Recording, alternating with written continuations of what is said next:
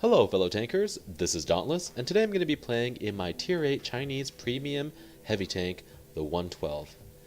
The map that I'm going to be playing on today is Paris, and Paris is a relatively new map, and I don't know about you guys, but I'm not a huge fan of this map quite yet. And this is mostly because the north kind of turns into a stalemate where you get light tanks sitting on these little knolls, and tank destroyers are already camping in the back, pretty much just destroying anything that possibly gets lit. The middle is kind of a no-go zone where it's very risky unless you know what you're doing, and then the K-line turns into kind of a stalemate as well, with the heavy tanks just kind of sitting and popping shots at each other. And really, this map, the winners are usually dictated by who wins the K-line. After a while, whoever breaks through and can get around behind the tank destroyers. And because of that, I find this map kind of boring, and there are some different ways you can play it, like I'll show you in this replay, but ultimately it's really not my favorite map. Looking at the teams, the first thing that should be evident to you guys is the fact that we have a lack of heavy tanks.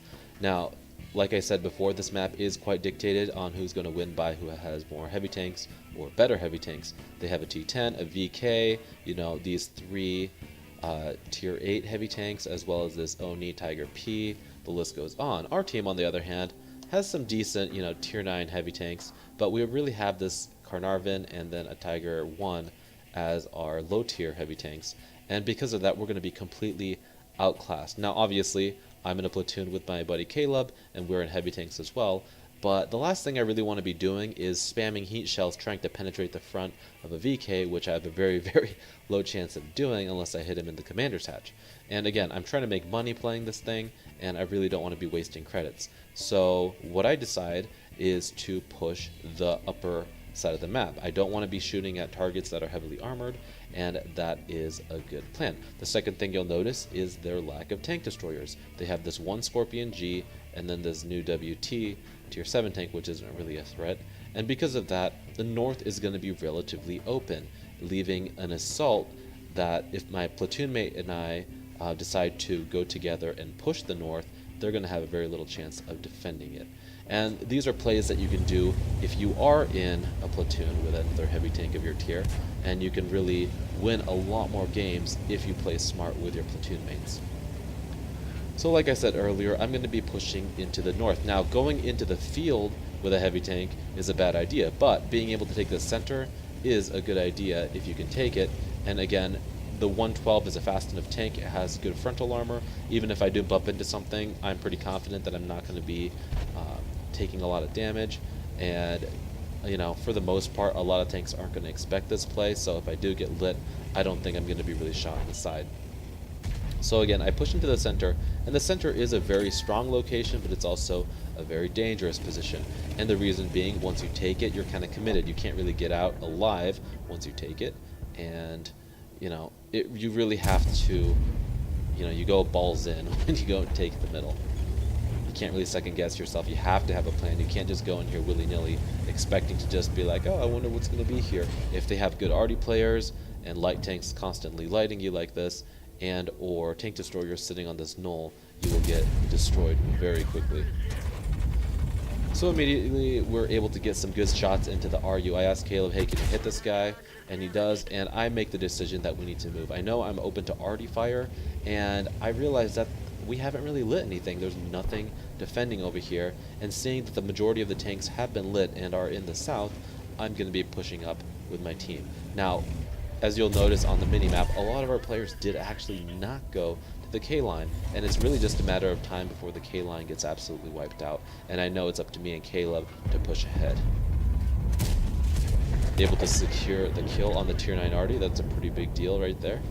And I'm just going to be pushing up ahead and looking around the corner, making sure they're not looking at me, and put a track shot right into this Tiger P. Tracking him for Caleb and tracking him just in place so I can continue to farm him. If I do push out, if he's looking, he will pen me in the side, but he notices he's shooting HE, and he did fire, so I'm able to pull out and get a shot in.